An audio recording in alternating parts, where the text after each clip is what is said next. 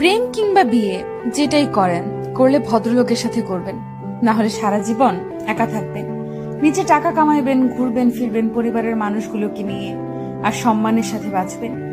যে মানুষ কথায় কথায় তার মতের অমিল হলে অসম্মানজনক কথা বলা শুরু করে, গালি দেয়, ওইটাই তার আসল চরিত্র।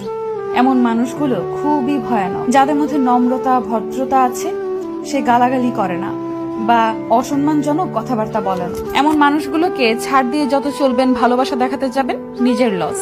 এরা আপনাকে মানসিক রোগী বানানো ছাড়া কিছুই দিতে পারবে না। এমন সম্পর্ক থেকে যত তাড়াতাড়ি সম্ভব বের হয়ে আসা উচিত। কেউ কারোর জন্য মরে না। জীবন নষ্ট করার জন্য একজন অযোগ্য লোককে নিজের জীবনে জায়গা দেওয়াই যথেষ্ট।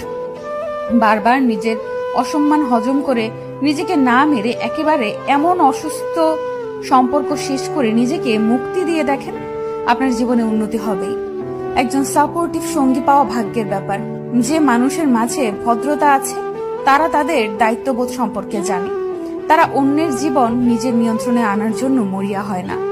আমি আমার পরিচিত এমন অনেক মানুষ চিনি যারা জীবনে অনেক ভালো কিছু করতে পারত, কিন্তু তাদের জীবন নষ্ট করে দিয়েছে তাদের জীবন সঙ্গী।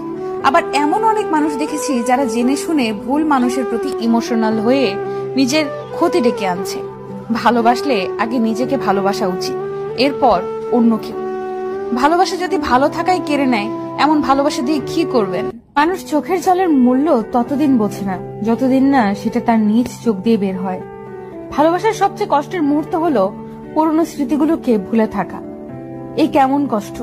না কাউকে দেখানো যায়, না কাউকে বলা যায়, না শুয়ে থাকা যায়, না ভুলে থাকা যায়, না ফেলে দেওয়া যায়। শুধু প্রত্যেকটা সেকেন্ড বুকের ভেতর অনুভব করা যায়। এর নামে কি ভালোবাসার কষ্ট? কখনোই প্রিয় মানুষের কাছে নিজের দুর্বলতা প্রকাশ করবেন না। যদি আপনি প্রকাশ করেন, তখন সে আপনার দুর্বল